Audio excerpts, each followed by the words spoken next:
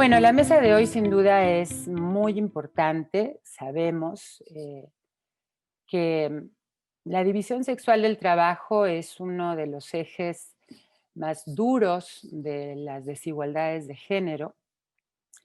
El tema de las responsabilidades familiares, las tareas domésticas, las tareas de cuidado, siempre han sido un gran obstáculo para las académicas, profesoras, investigadoras.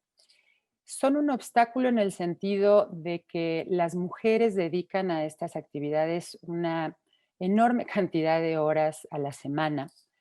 Hay muchos estudios que nos muestran la diferencia de la inversión del tiempo que hacen las mujeres en estas actividades a la inversión de tiempo que hacen los hombres.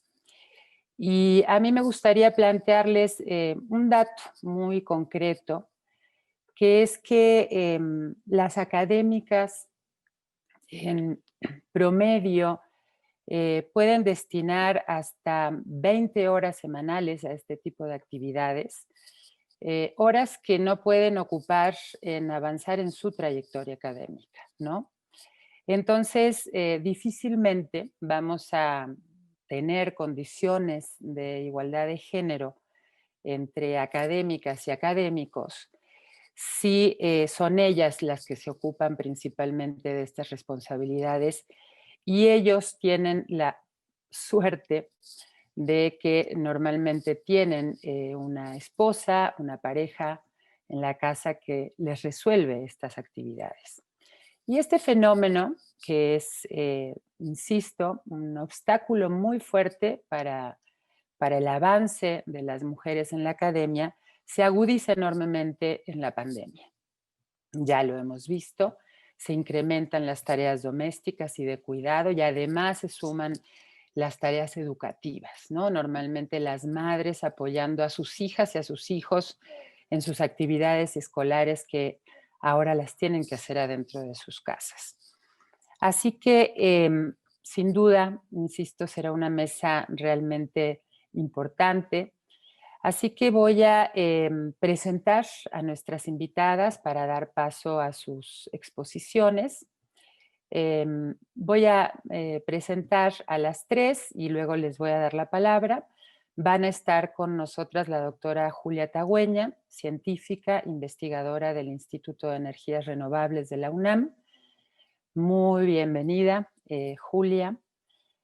Va a estar también la doctora Marta Pérez Armendáriz, que ella es profesora de la Facultad de Medicina y presidenta del Grupo Mujer y Ciencia de la UNAM. Muy bienvenida, Marta. Y la doctora Luz María Galindo, profesora de la Facultad de Ciencias Políticas y Sociales. Muy bienvenida, Luz, también.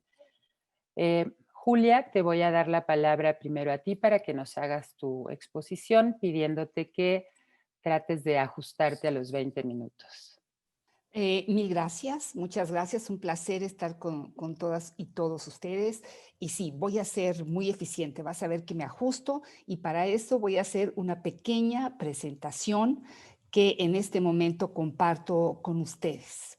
Entonces, nuestro tema son las políticas de igualdad de género para la comunidad académica durante y después del confinamiento. Quiero empezar con un artículo que está en una página, ahora les voy a decir en dónde están, que escribe un comunicador de la ciencia requiere una mirada feminista. Y también quiero mencionar algo que todos sabemos y es que durante la pandemia todos los países que están siendo manejados por mujeres están teniendo mejores resultados que los países que están manejados por hombres. Entonces quiero empezar por decir que es importante permitir que las mujeres se empoderen en todas las diferentes disciplinas y también en los temas de toma de decisiones. En el Foro Consultivo Científico y Tecnológico AC, en el portal, se creó una página toda dedicada a ciencia y coronavirus y hay una sección específica para mujer y ciencia. Y ahí se han subido unos artículos en los que no me voy a detener, pero que ustedes pueden leer ahí sobre el efecto femenino del coronavirus, cómo es que el coronavirus realmente afecta de manera muy diferente a hombres y mujeres. Hay que reconocer que en el tema de salud las mujeres resultamos más resistentes, pero estamos hablando en el tema social, en el tema académico y en el tema económico, donde las mujeres son definitivamente más afectadas. Por ejemplo, hay un artículo de Nature interesantísimo, se los recomiendo mucho, sobre cómo las académicas han sido mucho más afectadas por la pandemia que los académicos. Por ejemplo, los hombres no solamente siguen publicando, sino que hasta publican más. En cambio, las mujeres han bajado su productividad enormemente, como en este artículo donde queda muy claro que la productividad de las mujeres necesariamente baja porque están haciendo muchísimas cosas más que antes de la pandemia. También las hacían antes de la pandemia, pero ahora tienen, por ejemplo, como bien comentaba Ana, el tema de la educación de los niños. Es claro que si tienes a los niños siguiendo la escuela en línea y no hay nadie dándoles apoyo y seguimiento, pues es muy difícil que esas clases progresen.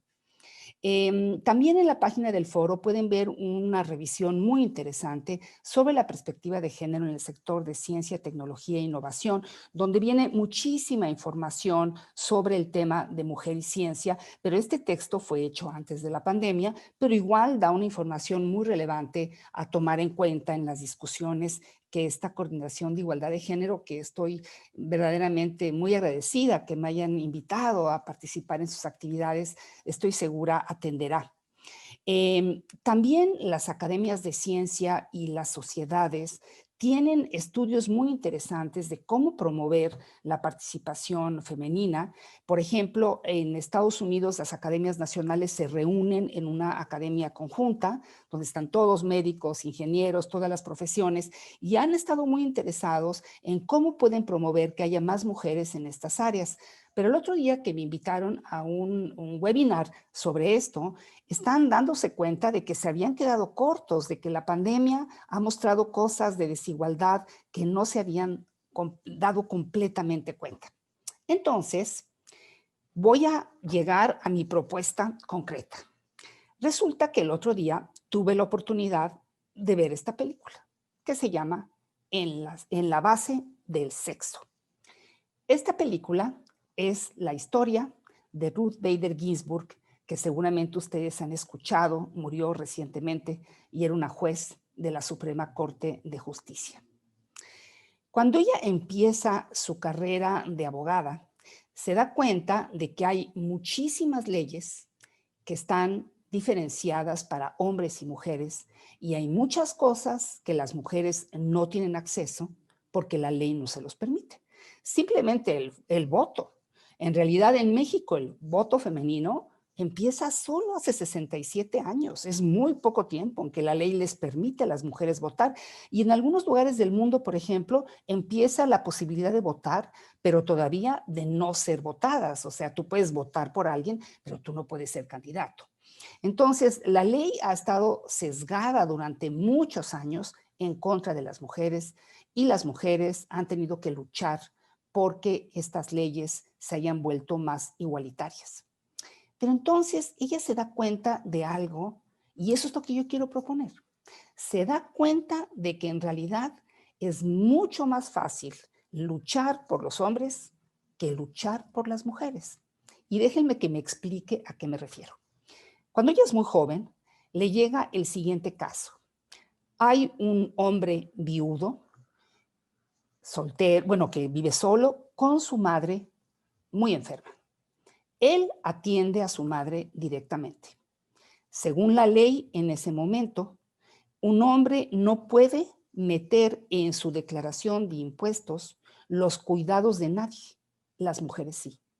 Entonces, en ese momento la ley es discriminatoria contra los hombres.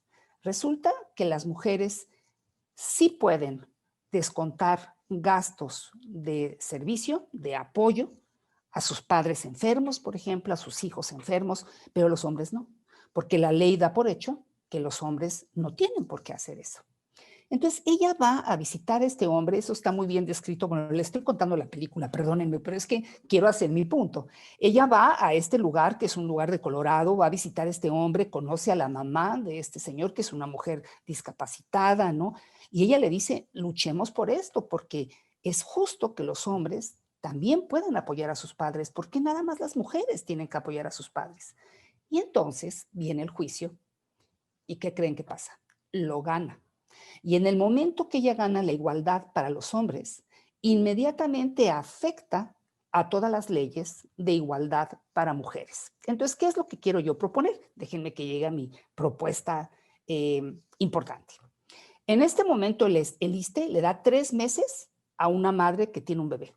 Bueno, pues que el ISSSTE permita que también el hombre pueda tener 3 meses si él es el que cuida al bebé. Imagínense, por ejemplo, que un hombre se queda viudo cuando nace el bebé. ¿Qué ha pasado? De ninguna manera el ISSSTE lo protege. Él se lo tiene que pedir a su mamá o a su suegra que lo ayude, porque no hay nada que permita que un hombre asuma el cuidado de un bebé. Por ejemplo, hasta hace poco en el Sistema Nacional de Investigadores, si una mujer tenía un bebé, tenía un año más. Parece que eso ha cambiado y que ahora son 2 años, pero no dice nada de qué pasa con un hombre. Un hombre se puede quedar viudo, su mujer puede tener algún tipo de problema. ¿Por qué no puede tener derecho al mismo tipo de prestación? Porque debería de asumir que también a él le toca. Ayer comentábamos, Ana, en la reunión que estuvimos, comentaban las maestras que es muy común que en las preparatorias, en los bachilleratos, se le dé permiso de salida a las mamás cuando sus hijos tienen un evento, pero jamás se les ocurre dar un permiso al papá, porque papá, ¿para qué tiene que ir a un evento de los niños? Bueno, eso hay que cambiarlo, que tanto el papá como la mamá tengan el permiso de ir a una actividad importante de los niños. Cuidados de familiares enfermos, lo mismo. Nuestras leyes de seguridad social permiten que las mujeres se ocupen, pero no dan esas facilidades para los hombres. Extensión de tiempos de posgrado. Cuando una mujer que está haciendo el posgrado tiene un bebé, puede conseguir que su tiempo de beca se extienda y eso no afecte su eficiencia terminal del posgrado. Hay que darle la misma oportunidad a los hombres, porque los hombres también tienen que cuidar a los bebés. ¿Por qué nada más tienen que cuidar las mujeres? Y finalmente también está el tema de acciones afirmativas de becas para mujeres. ¿Por qué no hacerlas también para hombres? Por ejemplo, hay un programa de becas de posgrado maravilloso que hace mucho tiempo propuso el Congreso de la Unión para darle becas a las mujeres indígenas para que hagan el posgrado. Es un programa fantástico. Yo tuve mucha relación con un grupo fantástico de Guerrero en una reunión que organicé sobre género. Y bueno, es maravilloso que se haga eso, pero ¿por qué no apoyamos también a los hombres indígenas para que hagan el posgrado? En realidad están tan necesitados de ese apoyo como están las mujeres. No basta con apoyar a las mujeres para que estudien un posgrado, no basta con apoyar a las comunidades indígenas, a las mujeres, hay que apoyar también a los hombres. Y también el programa de becas para madres solteras. Hay un programa de becas también que es una acción afirmativa que por supuesto comparto, para madres solteras. Bueno, ¿por qué no organizar un programa de becas para padres solteros? Porque eso también sucede, claro que sucede. Lo que pasa es que los hombres lo resuelven de otra manera, generalmente con su mamá o con alguien de la familia que los ayuda. Entonces, mi punto es el siguiente. Sí tenemos que buscar esta igualdad, pero esa igualdad la tenemos que buscar desde el género. Entonces, esto no solamente se debe de extender a hombres y mujeres, se debe de extender al género. Todas las opciones de género deben de tener un apoyo legal. Y bueno, esa es mi propuesta, porque yo entendí que en esta reunión teníamos que tener una propuesta. Esa es la propuesta que pongo sobre la mesa y bueno, pues ya lo discutiremos, pero en fin, yo con eso termino para darle espacio a mis colegas y luego a una discusión que sin duda va a ser muy estimulante y muy importante. Yo quiero destacar dos cosas de lo que has planteado. Una es que efectivamente hay ya muchos estudios que plantean que los hombres investigadores están pudiendo entregar más artículos, más documentos, o sea, tienen una mayor productividad en pandemia a pesar de estar en sus casas. Y las mujeres investigadoras, las académicas, han disminuido su productividad justamente porque están en sus casas. Y estar en sus casas implica hacerse responsables principalmente de todas las actividades, de todas las responsabilidades familiares. Y lo que propones es muy interesante, Julia, porque yo lo leo como la apuesta a una transformación cultural, ¿no? Que los hombres tengan estos derechos significaría que los hombres se comprometan en igualdad, realmente en condiciones de igualdad, a el espacio familiar y doméstico. O sea, que los hombres puedan realmente compartir de manera absolutamente equitativa las tareas domésticas, las tareas de cuidado, las tareas educativas que en este momento están también depositándose en los hombros de las mujeres, ¿no? Entonces, me gusta pensarlo como esa tan anhelada transformación cultural que estamos buscando desde el feminismo y desde los estudios de género, que es que las mujeres y los hombres participemos en igualdad en el espacio público y también en el espacio privado. Ojalá caminemos hacia allá, hacia la incorporación de los hombres a todas estas actividades, que además estoy segura, y hay estudios también sobre eso, que les produce experiencias muy positivas a los hombres también poderse hacer cargo de sus seres queridos, de cuidar a estas personas, etcétera. Pues bueno, sin más le voy a dar paso a la doctora Marta Pérez Armendáriz para que nos presente su presentación.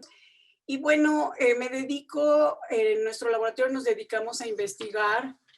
Dani, aquí ya está compartiendo, ¿sí, verdad? Sí, sí. Nos dedicamos a investigar cómo las sinapsis eléctricas o los canales intercelulares permiten la comunicación entre las células. Lo comento como un contexto de lo que voy a hablar más adelante. Sin embargo, a título personal, pues desde que yo era joven me ha interesado estudiar en las ciencias sociales también la temática de género.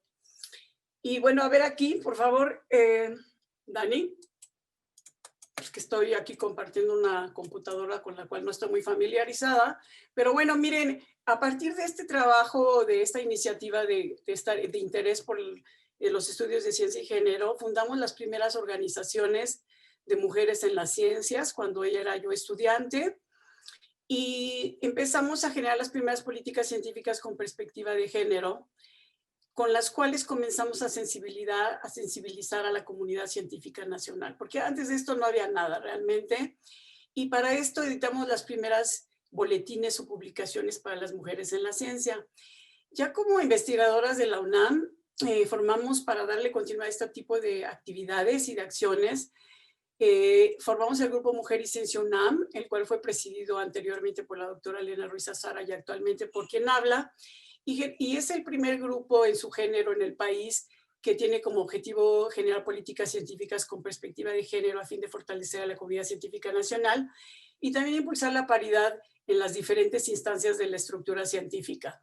Y bueno, ¿quiénes somos? Bueno, muy brevemente, somos un centenar aproximadamente de investigadoras e investigadores, la mayor parte de ellos en el Sistema Nacional de Investigadores de todas las diferentes áreas de las ciencias, principalmente de la UNAM, pero un 20% de 16 instituciones de educación superior del país, de 11 estados.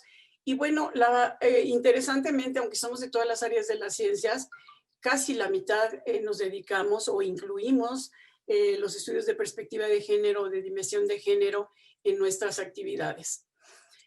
Hemos creado diferentes espacios para discutir las brechas de género, entre estos los ciclos Mujer y Ciencia UNAM, fundados en el 2006, y que se convirtieron en un paradigma para la UNAM y para otras universidades a fin de reconocer y divulgar las aportaciones de las científicas mexicanas.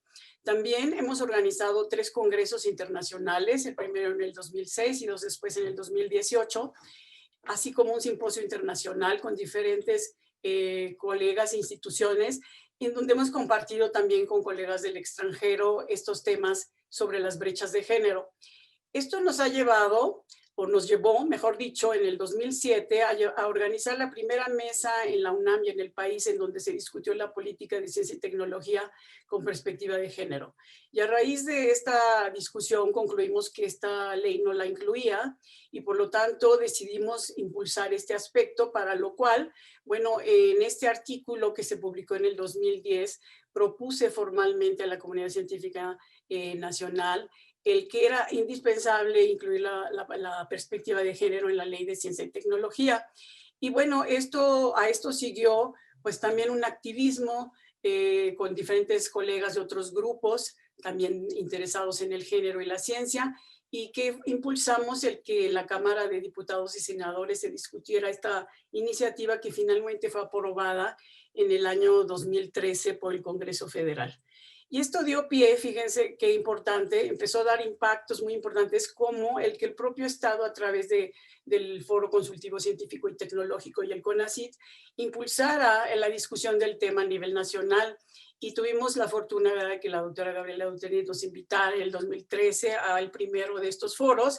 Y en el 2015 nosotros organizamos, junto con el doctor José Franco, la doctora Tagüeña y diferentes colegas de diferentes instituciones de México, un taller también nacional sobre acciones para estimular y reconocer los estudios de ciencia y género en México.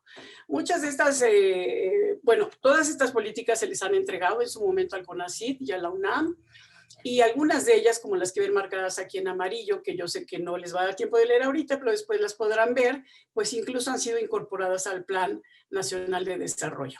Y esto también se ha publicado, todas estas políticas de las que he citado en forma general, sí pueden encontrarlas en boletines, libros o revistas, números monográficos que se han escrito sobre el tema, y en algunos otros que estamos por publicar y que los pueden encontrar en nuestra página web y en algunos otros espacios. Bueno, también hemos propuesto iniciativas para modificar la estructura científica de la UNAM a fin de ampliar la perspectiva de género, como el transversalizar a las diferentes áreas de la ciencia, el área de ciencia y tecnología y género creada en el Centro de Investigación y Estudios de Género, cuya directora aquí hoy, el día de hoy, tenemos la suerte que nos acompañe. Y esto fue como quedó en su acta constitutiva en el 2016. También hemos propuesto las comisiones de género en la coordinación de investigación científica. Y bueno, actualmente aquí hay un error en la última línea, pero hemos propuesto el que se cree un área STEM o CIEM en español, de Ciencia, Tecnología, Ingenierías y Matemáticas, en la Coordinación para la Igualdad de Género. Ahí corrijo, está mal en la última línea.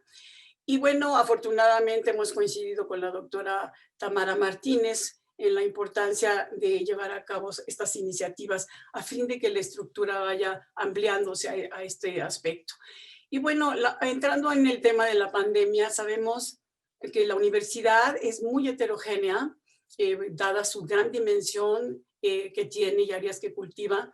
Y baste citar que de los 2018.334 alumnos que tenemos en el pregrado, 109.167 están a cargo de 11 dependencias, lo cual ya nos da una idea de la diferencia en las cargas académicas que van a tener las y los académicos, dependiendo justamente de estas áreas. Y esto, bueno, nos da pie quiero señalar que tenemos que tener la heterogeneidad de nuestra universidad en la mente muy presente a fin de poder generar políticas científicas y académicas y educativas que den frente a los retos actuales de la universidad, que han cambiado dramáticamente a raíz de la pandemia, de los enormes meses que hemos estado en distanciamiento social, así como también de la manifestación tan importante y legítima de muchas estudiantes que han estado convencidas y han defendido a ultranza el que haya que se quite, que se remueva la violencia de género en la universidad. Entonces creo que estas dos cosas han simbrado nuestra universidad y nos plantean retos muy importantes a futuro.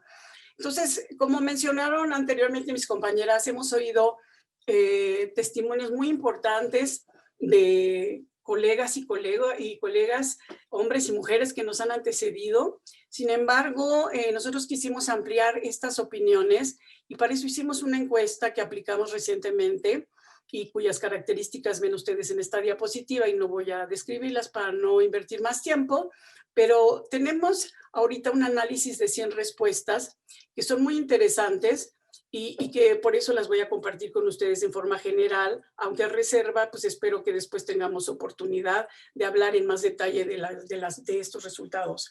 ¿Sí? Entonces, miren, en cuanto al perfil académico de las y de los encuestados, todos los invitados fueron del Sistema Nacional de Investigadores, todos son de la UNAM, todos y todas, y son en proporciones semejantes dependiendo del área de investigación y del nivel de investigación. Y entonces, miren, aquí tenemos que el 86% de ellas y el 89% de ellos son dirigentes o líderes de sus grupos de investigación, y esto pues coincide con que la mayor respuesta se obtuvo en los niveles 1, 2 y 3. Solamente en el nivel 3 la proporción de hombres fue mayor, en los otros niveles la proporción de las respuestas fue semejante. Y en cuanto a las áreas, el área 2 y el área 1 fueron las que más contestaron, 2/3 de la respuesta viene de estas áreas. Pero en general pues tuvimos una respuesta de las diferentes áreas que tuvo una distribución semejante entre mujeres y hombres. Y pues a la derecha simplemente ven que la mayor respuesta fue de académicas, académicos y investigadoras e investigadores. Y bueno, en cuanto a la distribución del trabajo doméstico, se reproduce el patrón que ya se ha descrito, ¿sí? En cuanto a que a pesar de que ambos tienen, digamos, participan en el trabajo doméstico, como lo hemos oído en los testimonios anteriores, sin embargo, y también tienen a cargo, fíjense, a hijos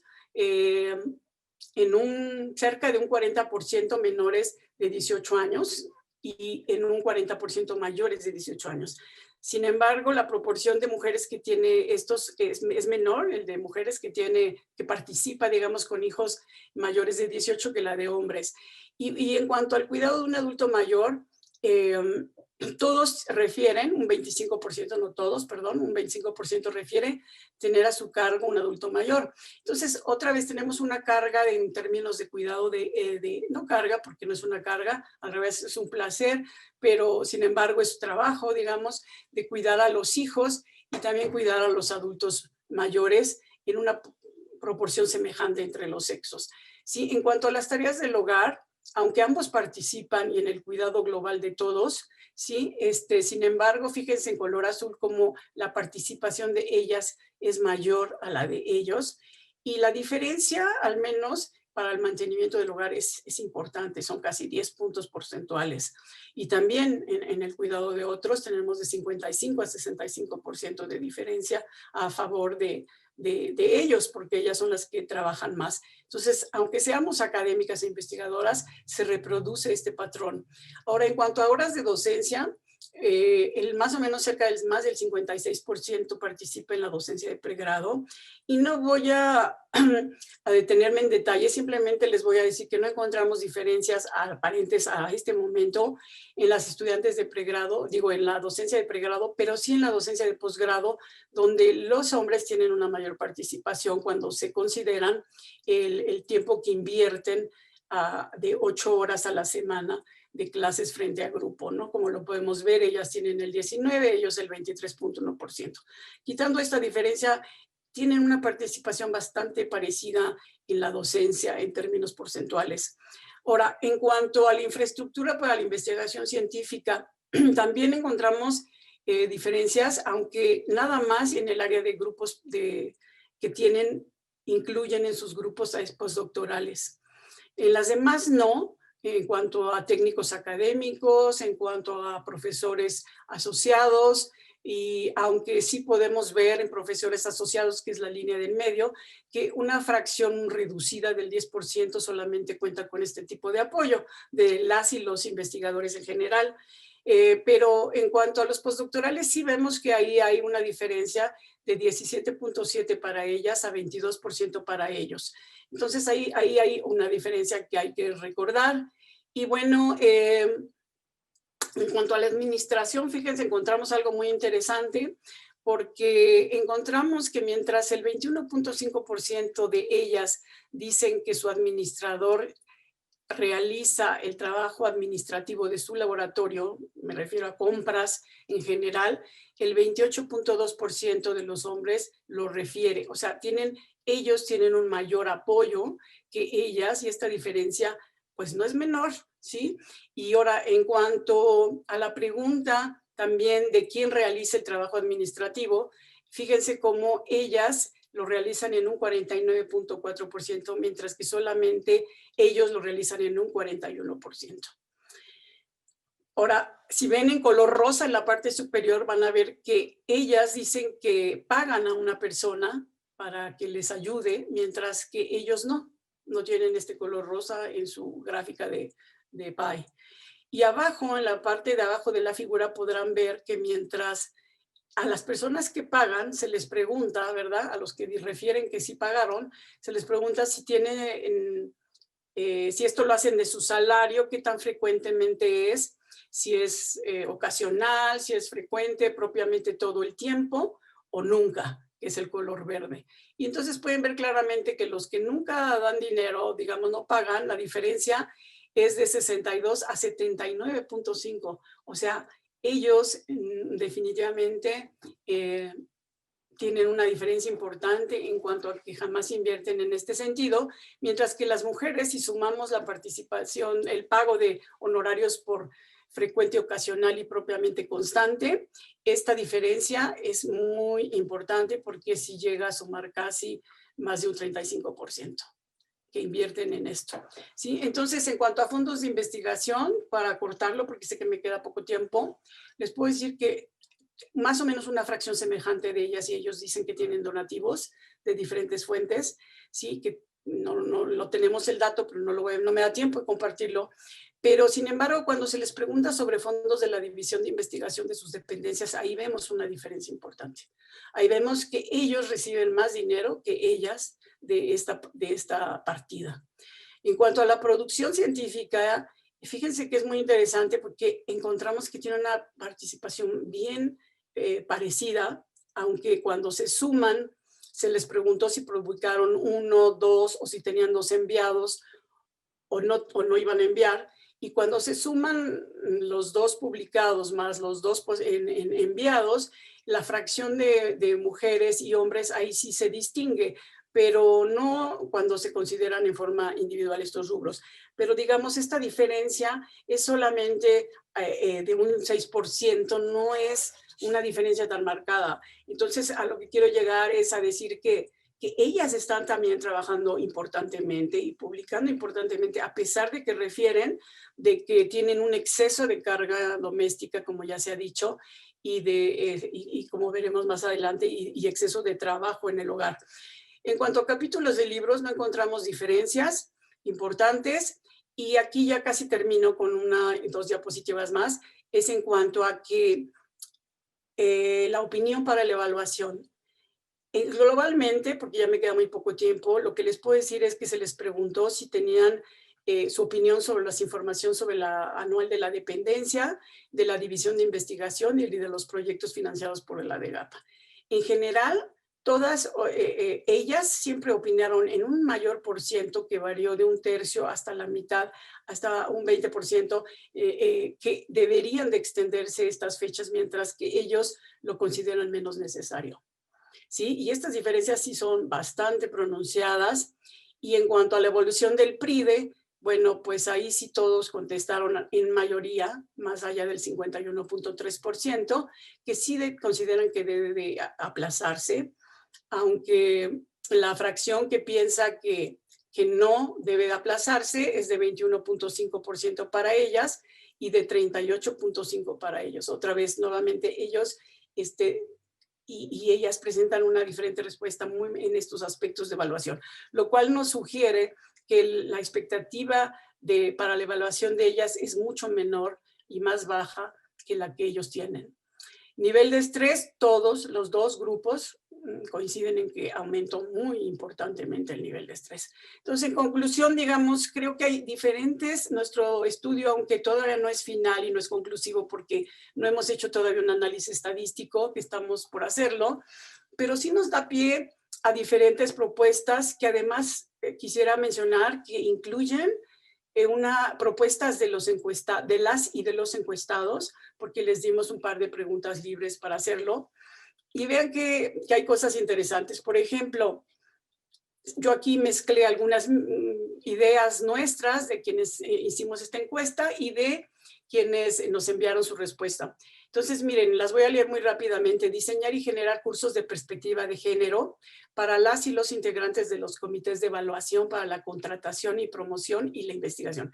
O sea, nos preocupan los comités de evaluación y nos preocupa que no tengan esta flexibilidad para incluir la perspectiva de género en sus evaluaciones. También se cita que ante esta situación de la pandemia y el impacto que implica la docencia y la gran responsabilidad para la universidad de llevar a cabo esta tarea, debe de incluirse la docencia como un criterio de puntaje y valorar las evaluaciones ¿sí? De gente que produce o que estamos produciendo material digital, puntearlo positivamente. Elaborar lineamientos que flexibilicen los criterios de evaluación, en particular, incluir consideraciones de género académicas con hijos menores, así como padres que están a cargo de sus hijos, como ya se mencionó en la intervención anterior, y aquellos hijos también que tienen discapacidad. Asimismo, aquellos que tienen a su cargo cuidados, adultos mayores a su cuidado. También hacer ajustes académicas y académicos por área experimental. No es lo mismo, digamos, hay muchas opiniones de quienes tienen laboratorios o tienen trabajos de campo que pues realmente están parados, ¿no? Y que ahorita pues están escribiendo lo que ya tenían del año anterior, pero sí les preocupa mucho o nos preocupa mucho, porque yo estoy en ese grupo, qué va a pasar el año que entra. Consideración también para las y los académicos en los cuales existe una alta carga de docencia, como cité a un principio, hay facultades que tienen una enorme carga de docencia. Y a la de GAPA, ampliar en forma optativa la evaluación del PRIDE por un periodo de al menos 6 meses. Esto es, si quien quiera optar por ello lo puede hacer, quien no quiera, pues no. Pero tener las mujeres esta posibilidad, las académicas, de que esta evaluación se retrase a fin de que no impacte en su salario y en la promoción. Muchas gracias, Marta, por tu Sí, me pasé un poco. pero extensa también en datos y en muchas cosas muy interesantes.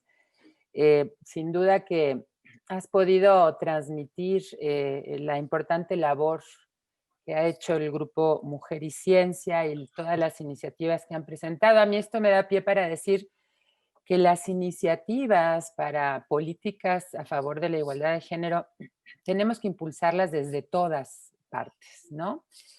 Y bueno, esa encuesta increíble que han hecho, muy interesantes todos los datos. Yo pesqué algunos que me llamaron la atención, pero uno de ellos es que hay muchas más mujeres sin hijos.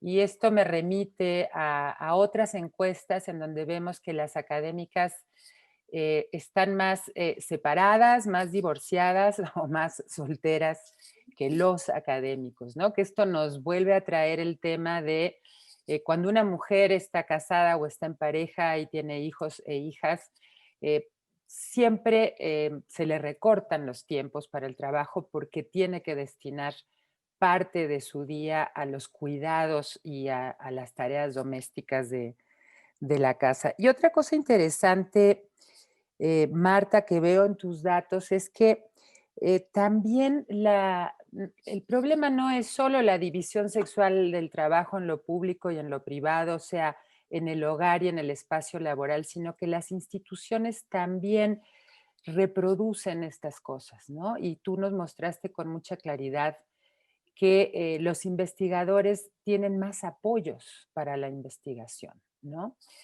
Y bueno, sin duda que has presentado una enorme cantidad de propuestas que serán retomadas y discutidas, me imagino, durante los diálogos, pero una cosa que me parece bien interesante es todo lo que planteas de capacitar a las comisiones evaluadoras, a las comisiones dictaminadoras, a todo el personal docente, ¿no? Porque desde el personal docente se reproducen estereotipos y actitudes dentro de los salones de clase que hacen que todo este sistema siga tan vigente y tan poderoso que continúa perjudicando de una manera muy importante el trabajo de las mujeres.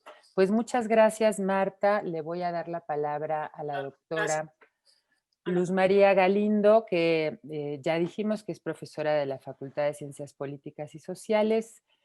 Yo me voy a permitir hacer primero reflexiones generales considerando las sesiones anteriores del seminario para llegar a seis propuestas muy concretas. Entonces, yo quiero hablar de la corresponsabilidad laboral, familiar y personal en la academia, ¿no? Específicamente propuestas durante y después del confinamiento. Y quiero empezar compartiendo esta parte de un libro que a mí me gusta mucho, que precisamente habla del tiempo, y me parece que para hablar de políticas de igualdad de género y para comprender la importancia de los cuidados, tenemos que hacer una reconceptualización de lo que estamos entendiendo por el tiempo. Y entonces, en este libro nos dice, el tiempo es precioso, no lo pierdas. El tiempo es oro, ahórralo. El tiempo es vida y la vida reside en el corazón. Y en cuanto más ahorraba de esto, la gente menos tenía, ¿no? A veces queremos ahorrar tiempo y menos tenemos.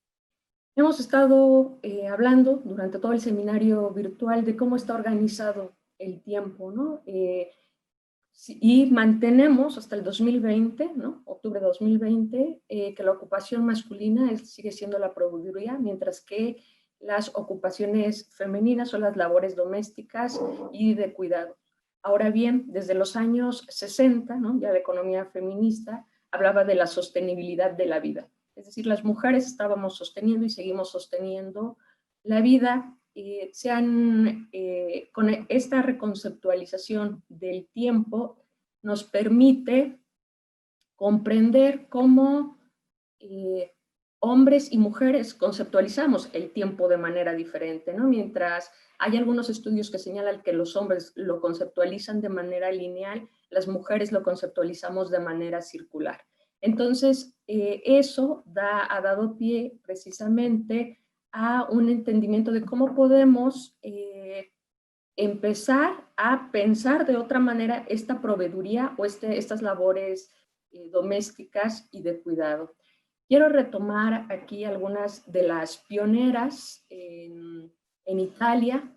Laura Balbo fue una de las primeras teóricas académicas al hablar del cuidado, ¿no? Que después se retoma en España, en América Latina. Entonces, ella es una de las pioneras en hablar de los bancos del tiempo, que les hablaré más adelante, pero ella precisamente dice, lo que estudias en la vida cotidiana, hombres y mujeres, hacemos cosas diferentes y cómo vamos eso transformándola en diferentes tiempos.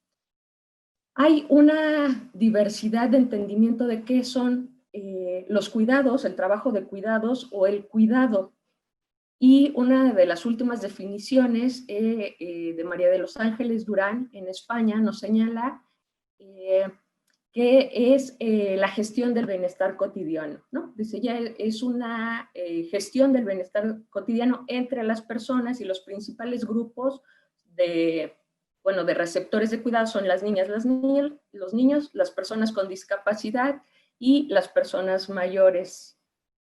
Es importante la comprensión, porque incluso los cuidados o el cuidado es un concepto polisémico, ¿sí? De estudio complejo, que quienes nos hemos dedicado a estudiar el concepto como tal, cuando ya está en la práctica, o sea, es otra la concepción también, ¿no? Otra cosa es teorizar y otra pasarlo a la práctica, cómo lo entendemos en la práctica, ¿no? Antes de la pandemia ya teníamos una crisis de cuidados. Se ha hablado que hay una crisis.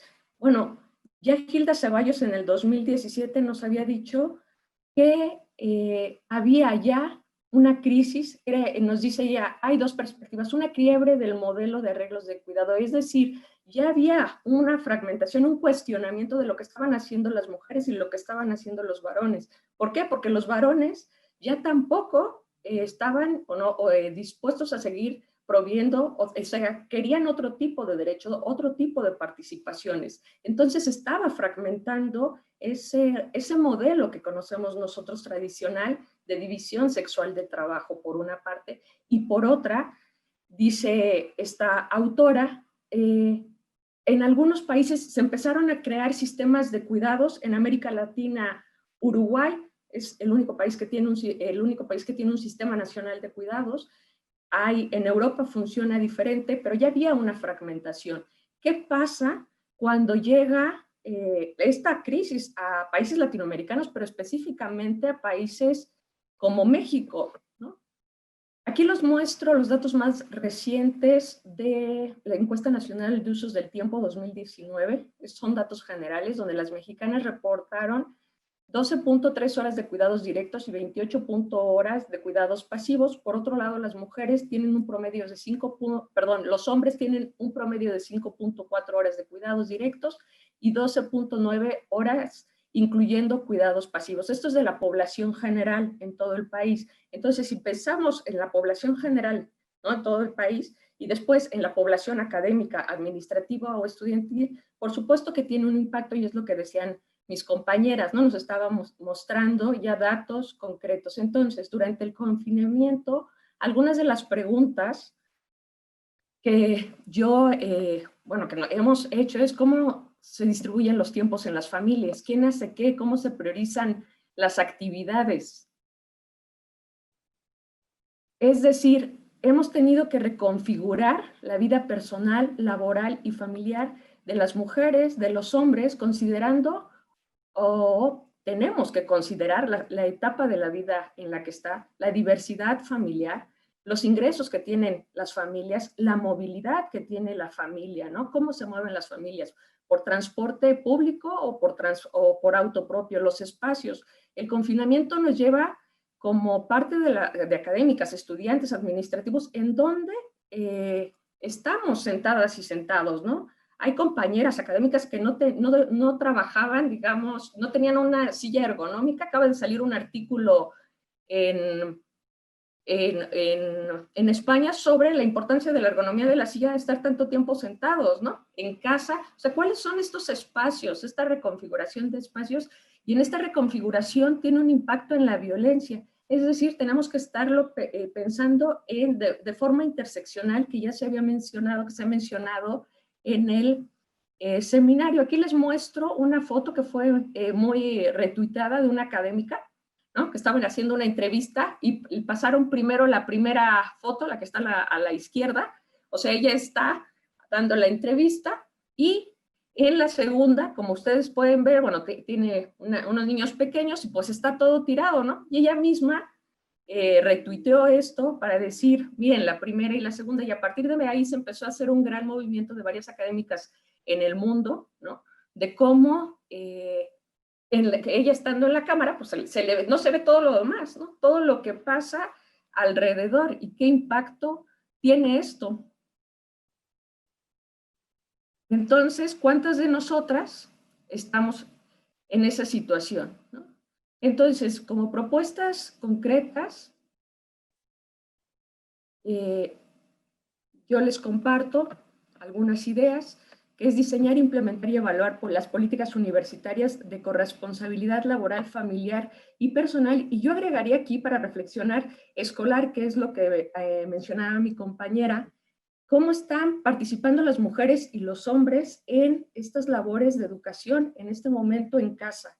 Entonces, se propone analizar y hacer cambios de la normatividad universitaria para considerar el tiempo de cuidados, es decir, algunos de estos cuidados de hijas e hijos, los cuidados de personas mayores que pueden ser padres, madres, suegros, cuidados de personas con discapacidad, el autocuidado, ¿no? ¿Dónde queda cuando comemos, dormimos, descansamos, nuestra salud emocional? El cuidado de las amistades, ¿no? hay hogares unipersonales, hay quienes vivimos en una casa una persona, ¿no? Los cuidados de la pareja, y agregaría los cuidados de las mascotas. En una de las sesiones del seminario, una de nuestras compañeras mencionaba que para muchas de nosotros nuestras mascotas son nuestra familia, ¿no? Y existe ya el concepto de familia interespecie. Y en algunos países como Italia y Portugal se tiene derecho a faltar al trabajo o a no asistir, porque si tu gato o tu perro está enfermo, puedes llevarlo, ¿no? Entonces, tendremos que considerar en este diseño e implementación de políticas estos cuidados. Incorporar el marco de las 6 R's en todas las políticas públicas que hagamos, que son el reconocimiento, es reconocer el trabajo de cuidados, la reducción, que va muy unida con la redistribución, es decir, si nosotros redistribuimos los trabajos de cuidados en las familias, vamos a reducir el trabajo de cada uno de los miembros de la familia. La remuneración digna se refiere a cuando una de las personas, cuando hay personas enfermeras que cuidan, u otra persona que ayuda en el hogar, ¿no? Ahora en este momento de la pandemia hemos tenido diferentes momentos donde depende de cada familia, de cada circunstancia, había gente que seguía yendo a cuidar a otra. La representación es que el tema de cuidado esté en las comisiones dictaminadoras, o sea, esté en cada una de las facultades que se esté hablando de este tema. Y las relaciones afectivas quiere decir a quiénes cuidamos y cómo, o sea, a quiénes cuidamos. No es lo mismo cuidar a nuestra vecina, a nuestra mamá, a nuestros hijos. Y estas son R's que en el marco de los cuidados se han trabajado y que actualmente estamos trabajando para que se incorporen en las diferentes políticas públicas y en este caso en las políticas universitarias.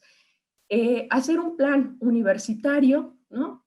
Donde, bueno, ya se está iniciando con este seminario virtual, pero donde se considere el tiempo de cuidado y autocuidado, la flexibilización de los horarios, es decir, el trabajo a distancia y presencial, que sea por objetivos y por productos, no por horarios, ¿no? Tenemos una conceptualización del tiempo y por eso entendemos el tiempo pensando en 24 horas. Entonces, ahora estando en casa, ¿cómo cumplimos esas 8 horas, ¿no?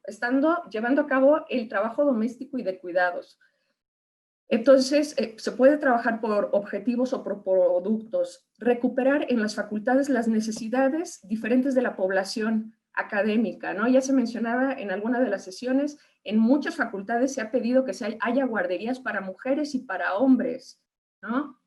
¿Cómo recuperamos estas necesidades? Otra propuesta es que se haga educación sobre la importancia del cuidado, sensibilizar a toda la universidad, estudiantes, administrativos, académicos, y considerar en esto que estamos haciendo de educación virtual, o sea, ¿qué estamos haciendo como trabajo remunerado, el doméstico, el de cuidado, otra vez los espacios, con qué materiales contamos y con qué redes sociales, ¿no? En la UNAM todas y todos nos hemos enfrentado a que tenemos estudiantes que no tienen una computadora o que no cuentan con internet. ¿Cómo lo consideramos en la evaluación? Y eso me lleva al tercer punto, que me parece que, ya sé que también se comentó, se tiene que reestructurar la forma de evaluación, pero es decir, tenemos que ir más allá, es decir, entender la productividad, e incluso yo me atrevería a decir que parte de nuestra productividad sea cuidar. O sea, estamos en el Producto Interno Bruto, es el 23.5% de los cuidados, eso está ya demostrado en el INEGI. Entonces, ¿por qué no pensar que si yo cuido, o sea, yo estoy cuidando a una niña, a un niño, a una persona con discapacidad, ¿por qué no considerarse como parte de la productividad? No es eso parte de mi productividad, o sea, tenemos que reconceptualizar incluso qué es la academia, ¿no? Academia es quienes están o estamos en el SNI y las profesoras y profesoras por asignatura no hacen academia. O sea, ¿cómo entendemos esta parte de productividad? También me parece muy importante el servicio de acompañamiento emocional durante y después del confinamiento, ¿no? Se ha incrementado la depresión y la ansiedad y varias compañeras y compañeros cuando tenemos juntas lo han dicho, ¿no? me siento triste, me siento ansioso. La quinta propuesta son las buenas prácticas, específicamente en los bancos de tiempo. Es decir, esto es sobre todo pensando después del confinamiento. Los bancos de tiempo se han llevado a cabo en varios países, Estados Unidos, España, Italia, Francia. Es decir, el intercambio de tiempo, ¿no? ¿Cómo intercambiamos tiempo? ¿Cómo en la universidad podríamos implementar los bancos de tiempo? Que incluso no se necesita muchos recursos económicos. Y finalmente, la corresponsabilidad. O sea, recordemos que estamos sí en la universidad, pero que el Estado, el mercado, la comunidad y la familia funcionan como conjunto. Y en ese sentido, ayer en la Cámara de Diputados se aprobó con 23 votos por unanimidad, en lo general y en lo particular, una modificación al artículo 4º y 73 constitucional, en la que se propone, o sea, que haya un sistema nacional de cuidados. Ahora va a pleno y después a Cámara de Senadores. Entonces, si esto pasa al pleno y después a Cámara de Senadores, vamos a tener en México un sistema nacional de cuidados, ¿no? Y eso evidentemente va a seguir impactando al tema en la universidad y en todo el país. También pensemos en convenios, ¿no? Convenios con el gobierno. ¿Cómo nos apoyamos como universidad? Precisamente pensando en estas buenas prácticas como los bancos de tiempo y qué recursos se pueden usar en conjunto, ¿no? Y no estoy pensando solo en recursos económicos, insisto, sino pensemos en una nueva convivencialidad, otra manera de comprender el tiempo. Y si comprendemos el tiempo de otra manera, me parece que va a tener impacto en las políticas de igualdad, evidentemente, igualdad para las mujeres, igualdad para los hombres, y con eso vamos a poder conceptualizar durante y después del confinamiento la productividad de otra forma. Y pues eso sería todo. Muchas gracias. Muchas gracias, Luz Galindo, por tu presentación.